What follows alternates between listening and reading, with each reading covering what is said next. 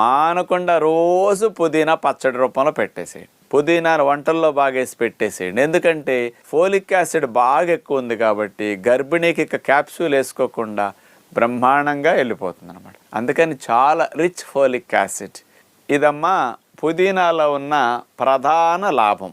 అయితే డాక్టర్ గారు, ఇప్పుడు మరి పుదీనా నుంచి పచ్చళ్ళు లేకపోతే వంటల్లోనే కాకుండా పుదీనా నుంచి తీసిన పెప్పర్మెంట్ ఆయిల్ కూడా వాడుతూ ఉంటారు కదండి. అవునమ్మా. అది ఏ విధంగా పనికొస్తుందండి?